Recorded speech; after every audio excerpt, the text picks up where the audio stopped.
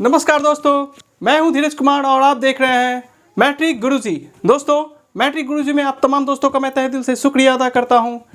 मैं आज शुरू करने जा रहा हूं आप लोग के लिए पहला क्लास। इंट्रोडक्शन दे दिया था, सिलेबस बता दिया था क्लास 10 का। अब मैं जो पहला चैप्टर आपको शुरू करने जा रहा हूं वो दो चर वाले रैखिक समीकरण है, यानी कि linear equation in two variables आप लोग पढ़ने जा रहे हैं।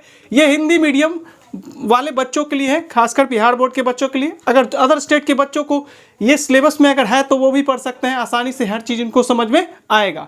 तो दोस्तों, आज सबसे पहले हम कॉन्सेप्ट जानेंगे कि दो चर वाले लीनियर इक्वेशन यानी कि दो चर वाले रैखिक समीकरण होता क्या है वो जानते हैं।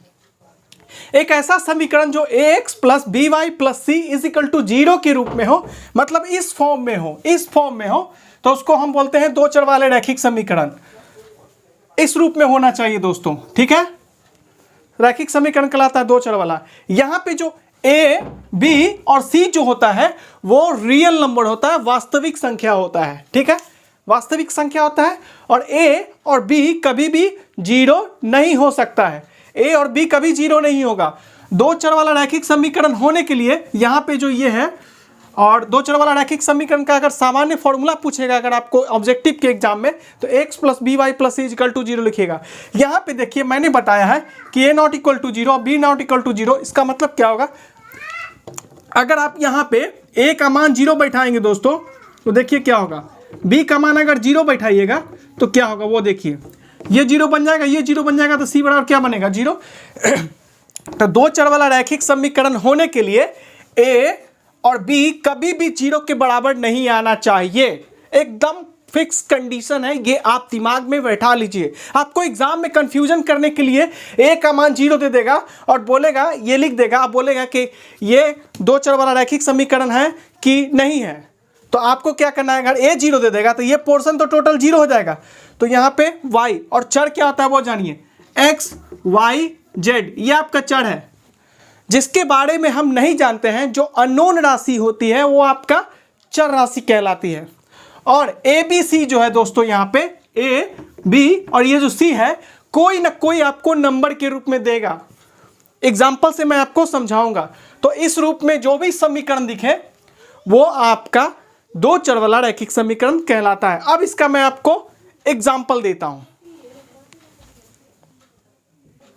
दोस्तों यहां देखिए, दो चर वाला रैखिक समीकरण मैंने आपको बताया था। देखिए ये मेन फॉर्म होता है, मेन फॉर्मूला होता है दो चर वाला रैखिक समीकरण का। अब आप ध्यान से देखिए, ax plus B Y plus equal to 0 दो चर वाला रैखिक समीकरण का मैंने यहां पे एग्जांपल आपको बताया। क्या है, ये सभी एग्जांपल है। देखिए कैसे, x के साथ याद रखिएगा, x के साथ गुना में a रहता है, y के साथ गुना में b रहता है और c हमेशा अकेले रहता है। यहां देखिए, तो यहां पे इससे तुलना कीजिए, यहाँ पे x के साथ कुछ नहीं है तो 1 होगा। तो यहाँ अगर इससे मान निकालिएगा, देखिए इससे इसको तुलना कीजिए, पहला वाला में देखिएगा तो a का मान 1 बताएगा। देखिए मैं आपको सिखा रहा हूँ। अब इसमें पहला वाला का देखिए, y के साथ b रहता है, यहाँ y के साथ क्या है दोस्तों -2 है। तो यहाँ पे अगर a b c निकालना चाहेंगे, यही क्या है एग्जाम्पल है किसका, दो चर वाले रैखिक समीकरण का मैंने आपको एग्जाम्पल बताया है। 2x plus 3y minus 5 equal to 0। यहाँ देखिए इसके अनुसार आप तुलना करके a का मान, b का मान, c का मान निकालना सीखिए। x है, x के साथ a रहता है, तो यहाँ पे x के साथ क्या है 2 है, तो a का मान इसमें 2 हो जाएगा। पहले इसका देख लीजिए, पहले इसमें बताते हैं आपको। इसमें a का मान 1 है, b का मान क्या होगा दोस्तों, b y होता है तो y के साथ b होता है गुना में। यहाँ पे क्या है, y के साथ 2 है तो b का मान यहाँ पे जो है वो -2 है। हमेशा याद रखिएगा कि y के साथ गुना में b रहता है और c अकेला रहता है। अगर आपको किसी समीकरण में आपका c का मान नहीं दिया रहा है कुछ भी, तो c का मान उसमें 0 होगा। यहाँ पे c कुछ नहीं है, कोई संख्या नहीं है, तो c का मान 0 लेंगे। अभी देखिए दोस्तों, ये भी दो चर वाला रैखिक समीकरण है। 2x plus 3y minus 5 equal to 0। देखिए इसी फॉर्म में है ना, ध्यान से देखिए।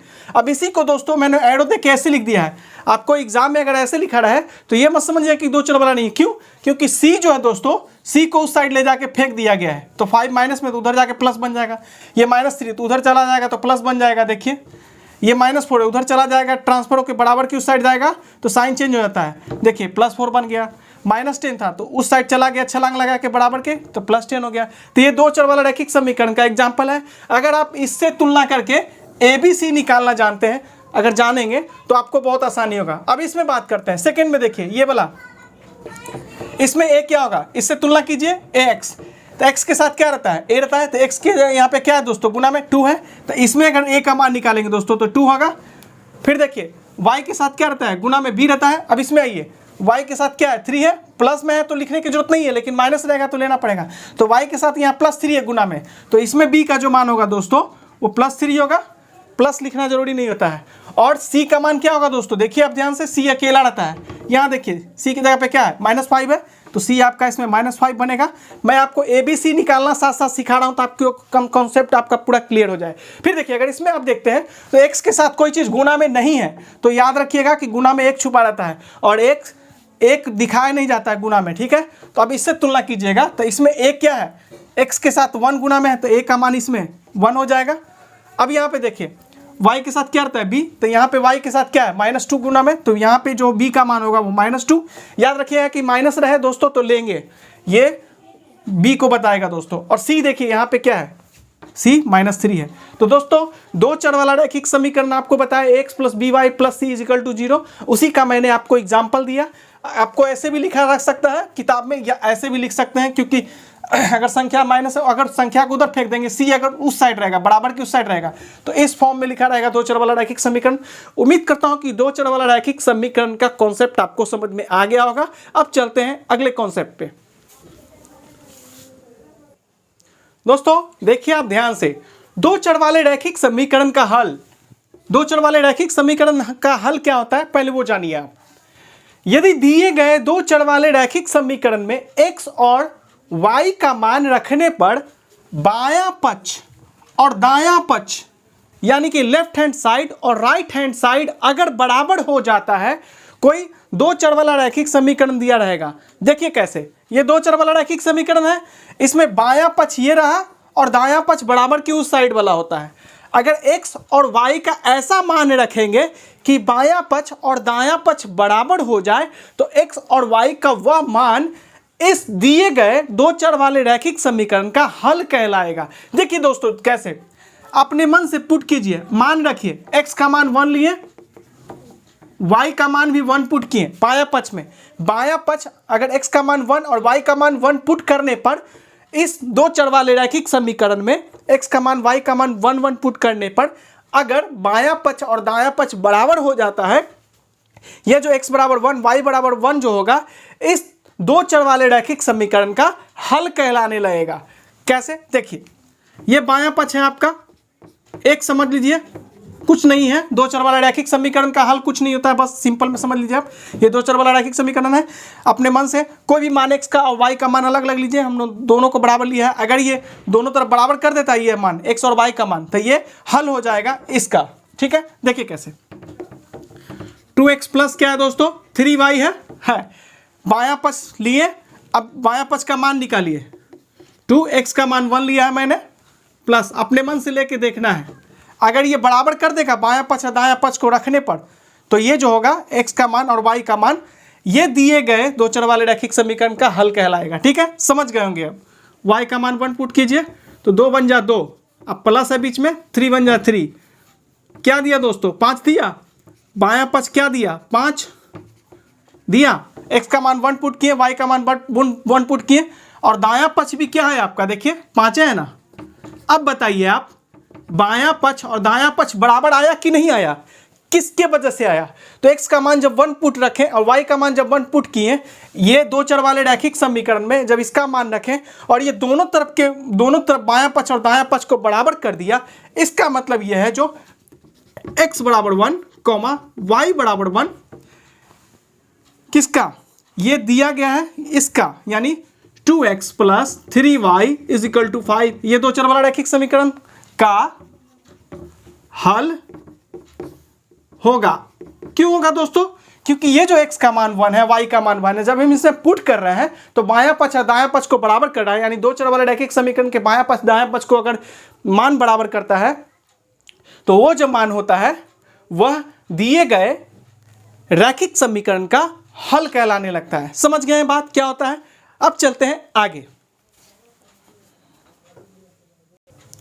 दोस्तों यहां पे मैं एक चीज आपको बताने जा रहा हूं, ये क्या है, दो चर वाले रैखिक समीकरण, यानी दो चर वाला रैखिक समीकरण का सिंपल फॉर्मूला ये होता है, का एक सरल रेखा का निर्माण करता है, एक सरल रेखा का निर्माण करता है। याद रखिएगा दोस्तों, एग्जाम में आपको देगा कि एक दो चर वाला रैखिक समीकरण दिया रहेगा और आपसे पूछेगा कि एक सर्किल का निर्माण करता है, चतुर्भुज का निर्माण करता है, रेखा का निर्माण करता है। तो ये दो चर वाला रैखिक समीकरण है, वो एक स्ट्रेट लाइन का निर्माण करता है। दैट मीन्स कि एक रेखा का निर्माण करता है, सरल रेखा का। जब भी ये क्वेश्चन आएगा तो एक सरल रेखा का निर्माण करता है। जब जैसे जैसे मैं आपको पढ़ाते जाऊंगा, ये आपको मैं दिखाऊंगा कि दो चर वाला रैखिक समीकरण से कैसे एक सरल रेखा का निर्माण होता है। जब ग्राफ पढ़ाऊंगा तो वहां भी ये जान जाइएगा कि ये जो समीकरण है, दो चर वाले रैखिक समीकरण, ये एक सरल रेखा का निर्माण करता है। सिंपल में ये याद रखिएगा, एक नंबर में आपको आएगा ही आएगा। फिर आगे की कॉन्सेप्ट पे चलते हैं। अगर ये ax plus B Y plus C अगर दो चर वाला रैखिक समीकरण है तो इससे एक सरल रेखा बनेगा ही बनेगा। ये देखिए दिखा दिए यहाँ पे। फिर एक एग्जांपल लेके बताएं आपको, 3x plus 8y is equal to 10, ये क्या है? दो चर वाला रैखिक समीकरण है। इससे क्या होगा? ये एक सरल रेखा का निर्माण कर देगा, इससे कोई ना कोई सरल रेखा ही बनेगा। ये जो है इससे कोई ना कोई सरल रेखा का ही निर्माण होगा। देखिए समझ गए बात, आगे चलते हैं। दो चर वाले रैखिक समीकरण का प्रत्येक हल क्या है दोस्तों? अभी मैंने आपको बताया था, ये एक एग्जाम्पल लेके, ये क्या था? दो चर वाला रैखिक समीकरण था और इसका हल क्या होगा? कोई x और y का मान जो इस दिए हुए दो चर वाले रैखिक समीकरण के बायां पक्ष और दायां पक्ष को बराबर कर दे, वही x और y का मान इस दो चर वाले रैखिक समीकरण का हल होगा। अभी जस्ट मैंने आपको एग्जांपल से समझाया था, x बराबर 1 लेके और y बराबर 1 लेके, याद आया? जब मान बैठाए तो बायां पक्ष दायां पक्ष क्या हो गया था? बराबर हो गया था। तो वही यहाँ पे अगर कोई दो चर वाला रैखिक समीकरण है और उसका कोई हल है दिया हुआ, जैसे देखिए यहाँ पे ये है और 1 1, ये क्या है? इसका हल है। क्या है? ये हल है। अगर कोई बिंदु या कोई हल दो चर वाला रैखिक समीकरण, दो चर वाला रैखिक समीकरण का अगर कोई हल मौजूद है तो वो दो चर वाला रैखिक समीकरण से जो रेखा बनेगा उस रेखा पे कोई ना कोई बिंदु ही होगा।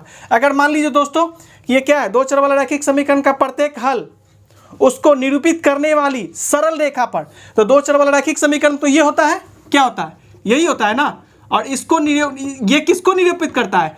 ये किसको निरूपित करता है? किसको इंडिकेट करता है? एक सरल रेखा को इंडिकेट करता है। ये एक सरल रेखा बनाता है। तो दो चर वाला रैखिक समीकरण जो एक सरल रेखा को इंडिकेट करता है, एक सरल रेखा बनाता है, अगर इसका कोई हल होगा, अगर इसका कोई हल होगा, मान लीजिए इसका हल एक्स वाई है, इसका कोई हल एक्स वाई है, तो अगर इसका दो चर वाला का कोई हल होगा तो इसके द्वारा जो सरल रेखा बनाया जाएगा यह हल उस रेखा पे जरूर होगा। क्या होगा? अगर कोई हल है दो चर वाला रैखिक समीकरण का, तो वो जो हल है दो चर वाला रैखिक समीकरण जो रेखा बनाएगा उस रेखा पर उसका हल जरूर मौजूद होता है, वो पॉइंट सरल रेखा पे मौजूद होता है। यही मैं आपको बताना चाहता था। ये सिंपल है, मैं आपको केवल अभी कॉन्सेप्ट सिखा रहा हूँ, क्वेश्चन पे ले जाऊंगा तो देखिएगा आप कितना बेहतरीन तरीके से पढ़िएगा और बनाइएगा। चलते हैं नेक्स्ट कॉन्सेप्ट पे। दोस्तों ये आपका दो चर वाला रैखिक समीकरण है, ये सामान्य फॉर्मूला है ax plus B Y plus c is equal to 0। समझिएगा बात को, ध्यान से थोड़ा सा समझिएगा, सब समझ में आएगा। ये दो चर वाला रैखिक समीकरण का ये सामान्य रूप है, सामान्य जनरल फॉर्मूला है, ठीक है। अब इससे आप जितना चाहें उतना फॉर्मूला बना सकते हैं। करना क्या है दोस्तों, ए में, बी में और सी में 1 1 1 पुट कीजिएगा तो समीकरण एक पहला इक्वेशन तैयार होगा। देखिए क्या करना है, बस आपको सिंपल में कुछ नहीं करना, जैसे बता रहा हूं वैसे समझना है। ये सामान्य रूप है दो चर वाला रैखिक समीकरण का, ए बी सी सब में 1 लगा दीजिए। 1 x वैसे रहेगा, b में भी 1 लगाइए, b1 y प्लस c में भी 1 लगाइए इज इक्वल टू 0। अगर दोस्तों यहाँ पे 1 1 1 रहे तो ये समीकरण एक कहलाएगा। क्या कहलाएगा? ये इसको लिखेंगे समीकरण एक है। ये क्या है? ये समीकरण एक कहलाएगा ये, ठीक है, समीकरण एक कहलाएगा। दूसरा ये जनरल फॉर्मूला है दो चर वाले रैखिक समीकरण का। अगर इसमें आप a में, b में, c में 2 लगाइएगा तो ये दूसरा समीकरण, दो चर वाला दूसरा समीकरण बना देगा। कहने का मतलब हुआ कि अगर आपके पास दो चर वाला रैखिक समीकरण का फॉर्मूला, जनरल फॉर्मूला मौजूद है तो उससे आप अरबों खरबों दो चर वाला रैखिक समीकरण बना सकते हैं। करना क्या है, अगर दूसरा समीकरण इससे तैयार करना है तो a b c में सब में 2 2 2 लगा दीजिए।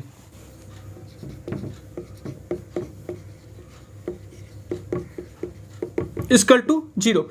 ये दो चर वाला रैखिक समीकरण का ये दूसरा समीकरण हो गया। अगर आपको इसे तीसरा समीकरण बनाना है दो चर वाला तो आसान है, कुछ नहीं कीजिए, ए में 3 जोड़ दीजिए, एक्स वैसे ही रहेगा, बी में 3 जोड़ दीजिए और सी में 3 लगा दीजिए। ये दो चर वाला ये तीसरा समीकरण तैयार होगा। तो ये जनरल फॉर्मूला से आप जितना चाहें दो चर वाला रैखिक समीकरण का उतना फॉर्मूला तैयार कर सकते हैं। ये हो गया।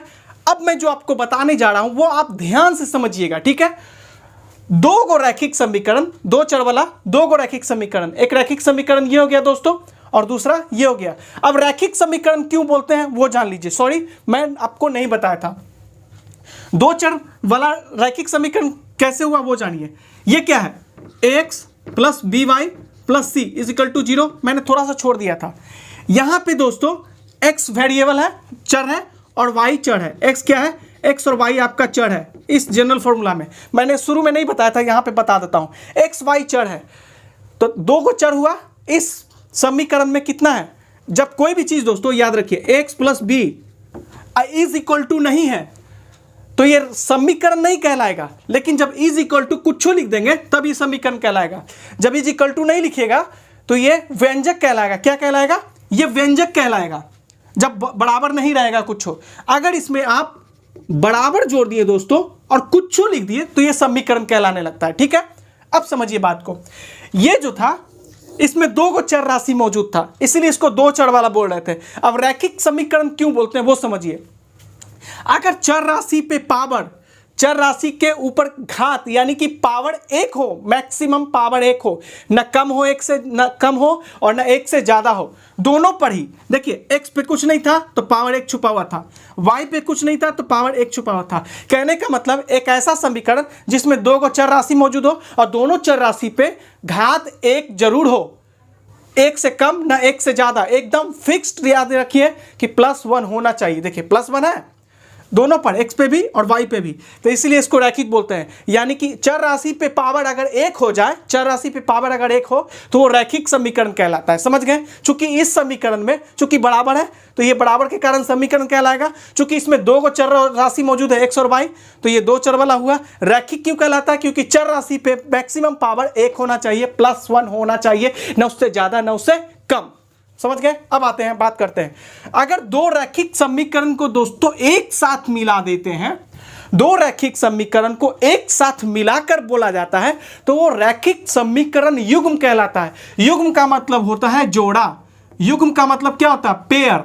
पेयर का मतलब क्या होता है, जोड़ा। यानी जब दो चर वाला रैखिक समीकरण दो को उठाएंगे एक साथ।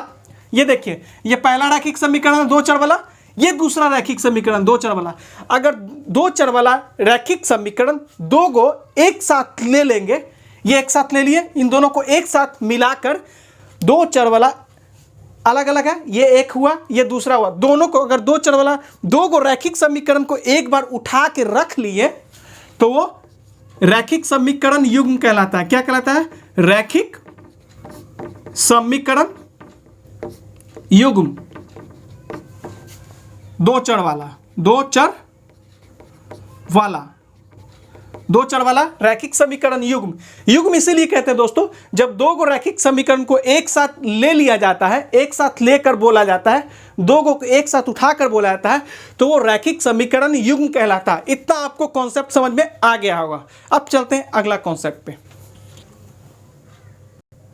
दोस्तों अगर आपसे एग्जाम में पूछा जाए कि रैखिक समीकरण युग्म क्या होता है तो दो को रैखिक समीकरण युग्म को एक साथ उठा लेते हैं तो वो दो चर वाला रैखिक समीकरण युग्म कहलाता है। क्योंकि दो चीज एक साथ उठा के पेयर में बोलते हैं तो वो रैखिक समीकरण युग्म कहलाता है। अगर आपसे पूछे एग्जाम में कि रैखिक समीकरण युग्म से कितने सरल रेखाओं का निर्माण होगा तो याद रखिएगा रैखिक समीकरण युग्म में कितना समीकरण होता है, दो को होता है, एक ये और एक ये, दोनों मिला के ना रैखिक समीकरण युग्म कहलाता है। तो दो रैखिक समीकरण युग्म में दोस्तों तो एक रैखिक समीकरण युग्म से एक रेखा बनता है, अगर दूसरा भी रैखिक समीकरण युग्म है तो उससे भी तो एक सरल रेखा बनेगा। तो रैखिक समीकरण युग्म से दो सरल रेखाओं का निर्माण होता है। उम्मीद करता हूं दोस्तों कि आज का आपको जितना कॉन्सेप्ट मैंने सिखाया होगा वो पूरी तरह से समझ में आया होगा।